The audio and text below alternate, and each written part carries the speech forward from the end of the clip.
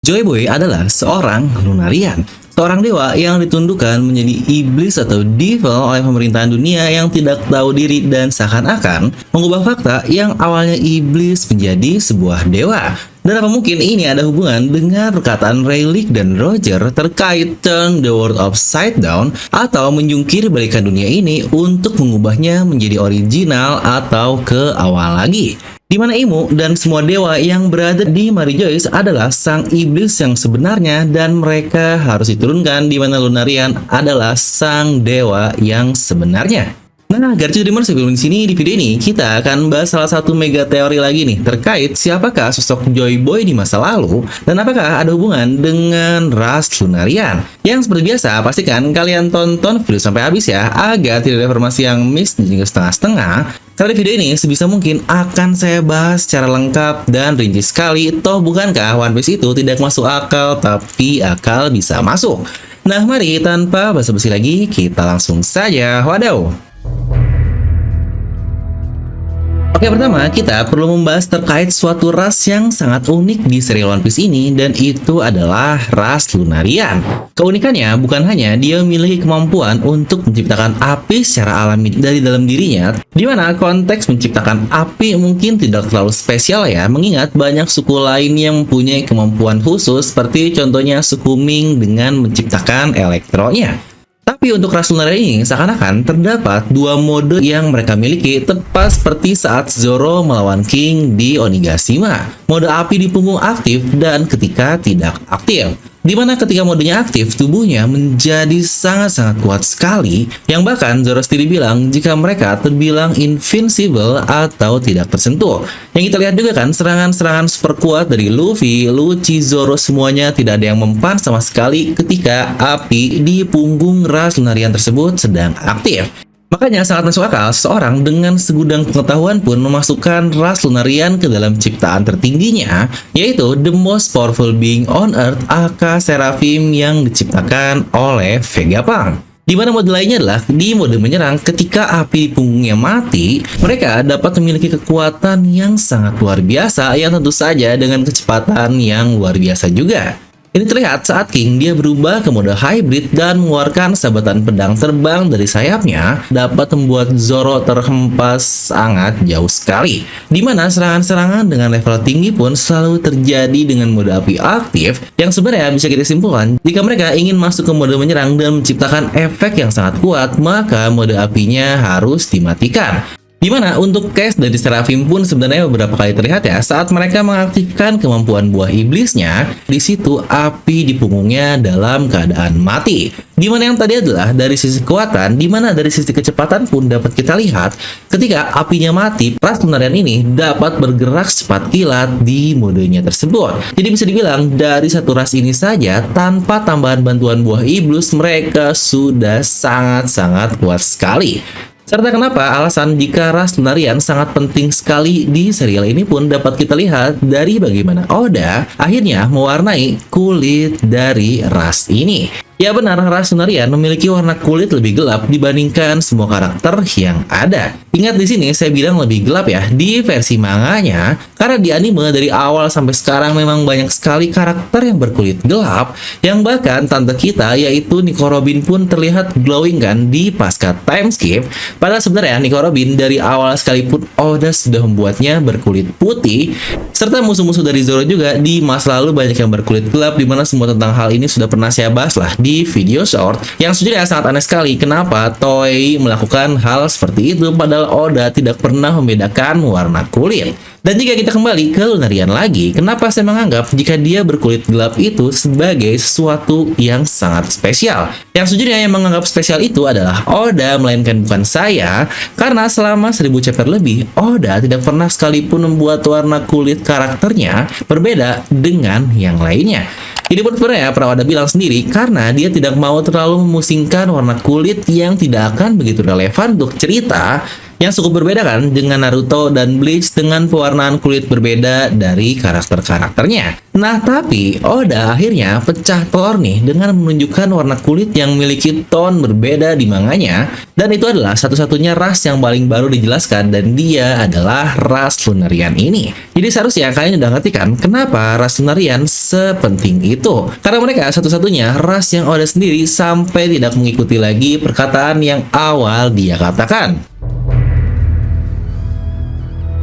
Nah, serta jika kita berbicara tentang Lunarian, tentu saja yang perlu kita ketahui juga adalah tentang negeri para dewa atau God's Country.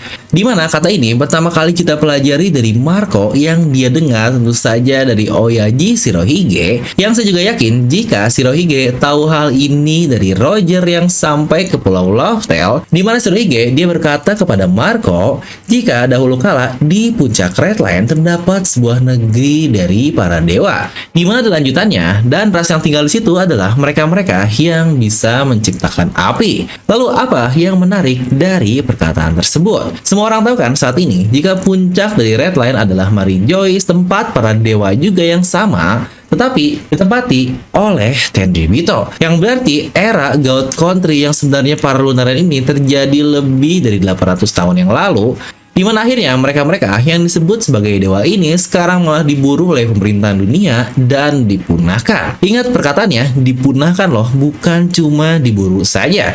Yang berarti ini levelnya udah bukan lagi diskriminasi seperti ras Fishman, tapi jauh lebih ekstrim lagi. Lalu kira-kira apa yang coba saya katakan dari semua kalimat tadi? Nah, implikasi pertama adalah dari perang 800 tahun yang lalu yang dimenangkan oleh pemerintahan dunia, di mana mereka yang dulu dewa akal Lunarian sekarang malah diburu dan saya yakin menjadi sang iblis.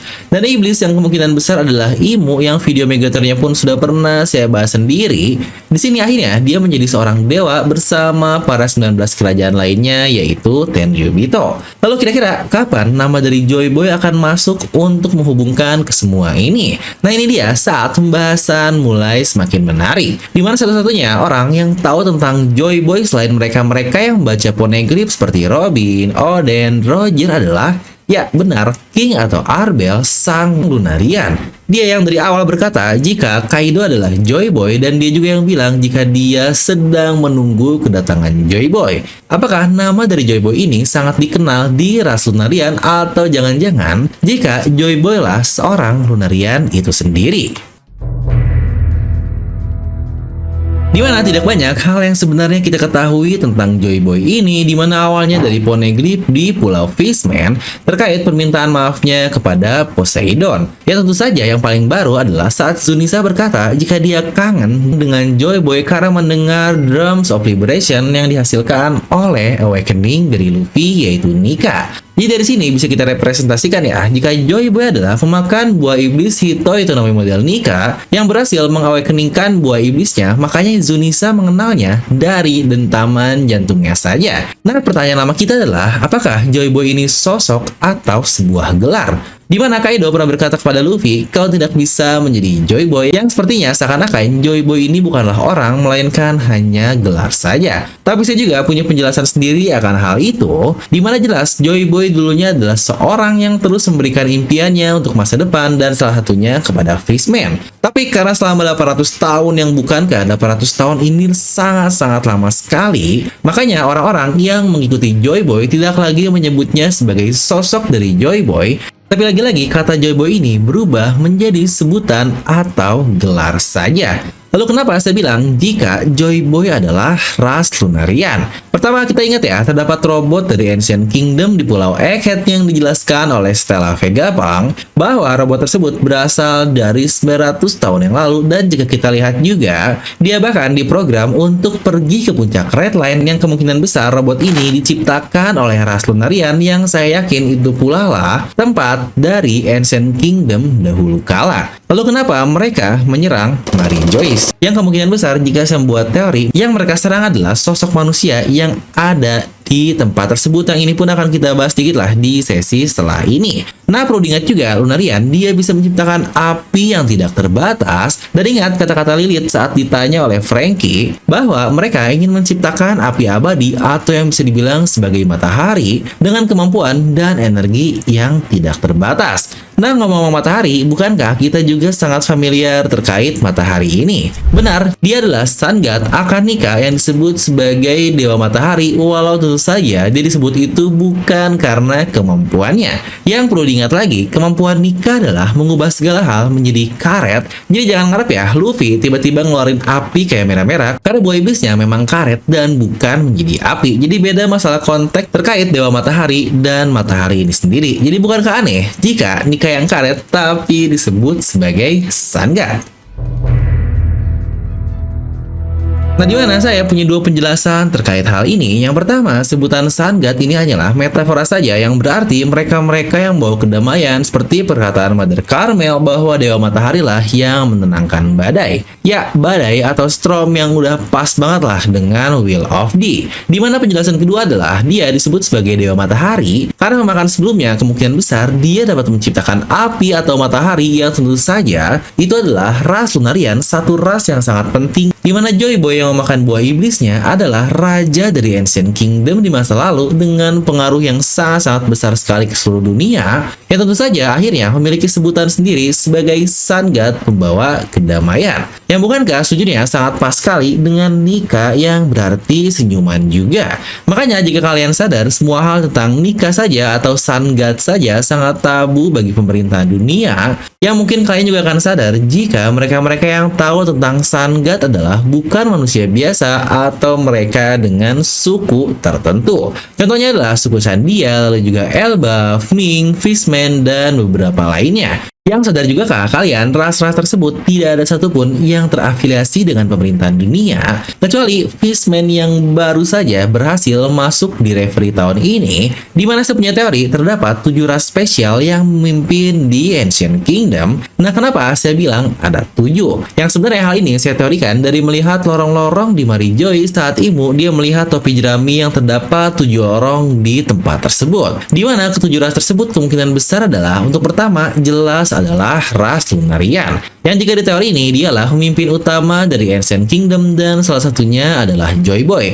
Lalu yang kedua adalah mereka-mereka para ras raksasa atau Elbaf. Lalu juga ada ras Skypia, di mana untuk Skypia ini terdapat 3 suku ya, yaitu Sandia, Skypia, dan juga Birka yang kita lihat dari gambaran di cover story NL. Yang keempat adalah suku Ming, dan yang kelima adalah Fishman. Untuk yang keenam adalah suku Tontata alias Kurcaci, dan yang ketujuh adalah ras manusia. Nah, untuk manusia ini saya merasa ada hal-hal tertentu yang ada di dalamnya, walau ini jadi sangat liar banget sih, karena Oda sering bermain dengan kata-kata. Contohnya seperti dulu ketika Zoro ngejek Sanji, kau ini seperti pangeran dari negeri orang-orang bodoh. Yang ternyata bener aja kan, Sanji ini pangeran dari negeri Germa yang mungkin bisa kita bilang berisi orang-orang bodoh juga karena mereka semua adalah kloningan. Lalu dulu banget juga Luffy dia bilang kepada Zoro, apa kau anak yang tersesat? Yang emang bener saja, Zoro dan bahkan keluarga dari Wano Kuni pun mereka tersesat sampai ke East Blue. Dan ingat juga satu lagi, Zoro pernah berkata kepada Luffy di awal bergabungnya, apa kau adalah anak iblis?